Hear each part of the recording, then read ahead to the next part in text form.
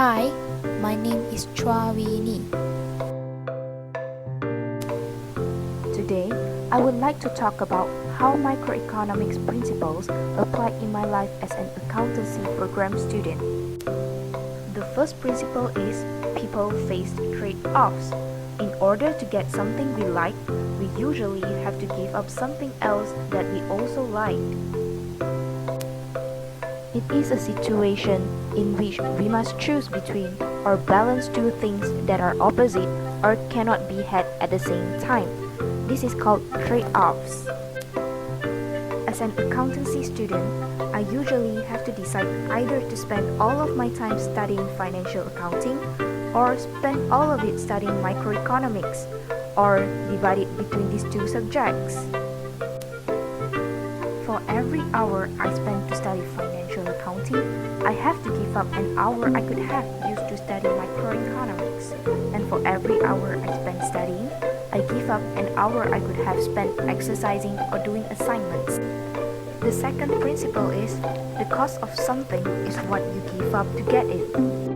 Due to the reason that people face trade-off, we start to compare the costs and benefits of alternative courses of action while making decisions.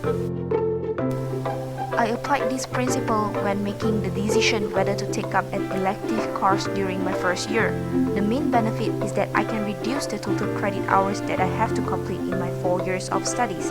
The opportunity cost that accompanies this decision is spending my time to join clubs activities. The third principle is rational people think at the margin.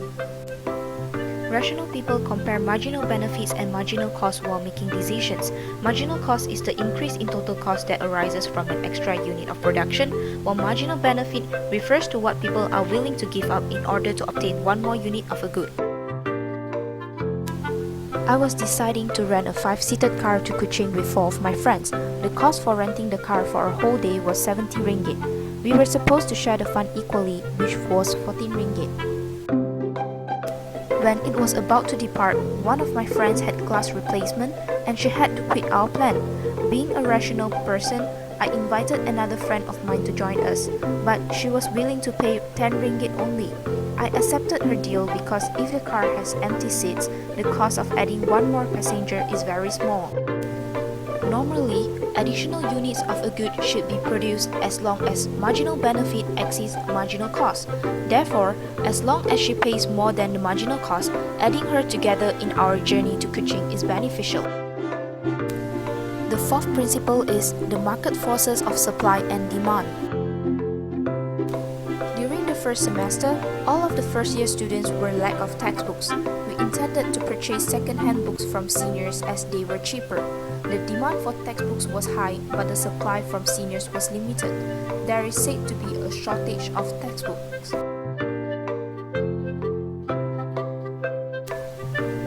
Few weeks later, when all the freshmen bought the textbooks, the supply of second-hand books from seniors exceeded the demand. There is a surplus when the suppliers are unable to sell all the textbooks at that period.